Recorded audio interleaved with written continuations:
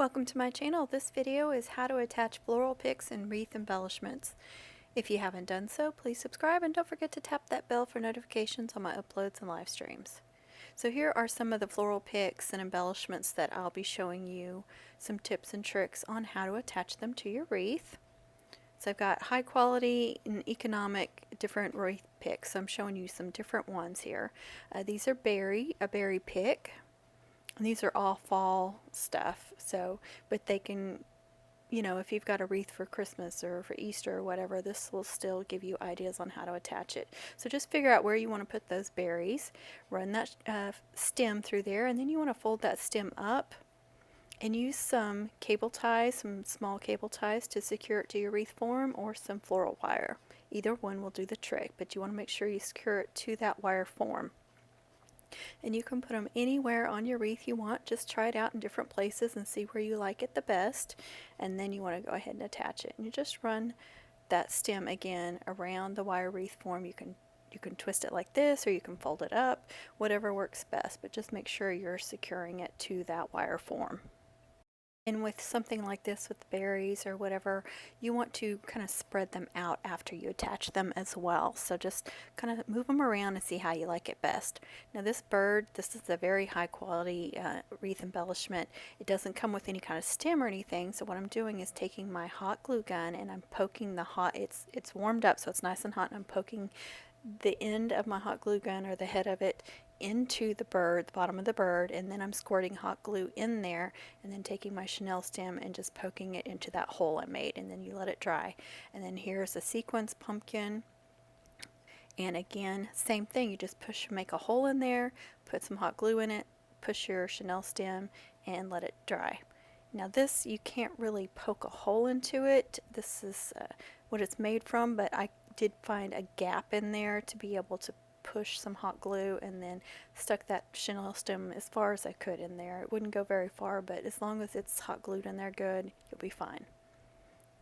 And then on this one, it comes with a little wooden stick, and sometimes you can pull those out, but this one didn't want to. So I'm just going to cut that off, and be careful, those things go flying when you cut them off. So again, I'm making a hole with my hot glue gun and putting some hot glue in there and taking my chenille stem.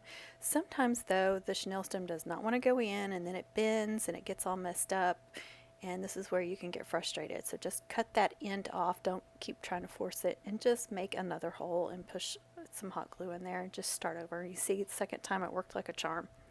Now again, this one comes with a wooden stick, so you can put it like behind your sign and then hot glue it to your sign, but I would advise doing this with it not on your wreath. You want to take your sign off. I don't know how long that would last. I don't really do that. I have done it before in the past and I haven't had any issues. So you can do that as an option. What I'm doing is taking some floral wire, and I am just basically sewing that floral wire into the bottom of this plush embellishment. So when you have something that's plush like this, you can do this. This is a great way to attach those things. And I like to go through with the floral wire a couple of times to make sure it's on there good. I don't just go through it one time. I go through the back a couple of times and then twist it off. And you can repeat that again and do another set of floral wire like on the back top if it's still too heavy, because this thing is really heavy. And then you just want to find where you want to put it, run it through around your mesh ruffles. Don't stick it through your mesh. You might have issues with tearing up your mesh. Again, with these pumpkins, just find a gap there to run your chenille stem through, and then pull it through there. Pull it pretty snug, and I'll show you why, because I leave this one a little too loose. But then you want to wrap that chenille stem around your wire wreath form. Make sure you got it on there, secured on there really well. You see, I left it too loose, so it was just going to flop around. So I got to pull it a little bit snugger, and all I had to do was kind of twist that chenille stem a few times to make it secure. Now it's on there really snug, and it's not going to go anywhere. And see how cute that is? It just adds a little something extra to your wreath, just something fun and different. You can take, if you have a berry, like that berry pick, you can put it like behind your pumpkin if you have a pumpkin and a berry pick, so that's something fun you could do. And or you could put it kind of in front of it, like between the sign and the pumpkin. Here's the other pumpkin. To show you that one again, you just want to slide it in there, secure it to your wreath form. Very easy. And here's a picture of a few wreaths with some different picks and embellishments on them. Where there's a little scarecrow, and that's in the middle of a bow. Here's a pumpkin, and that again, that's on the middle of a bow as well.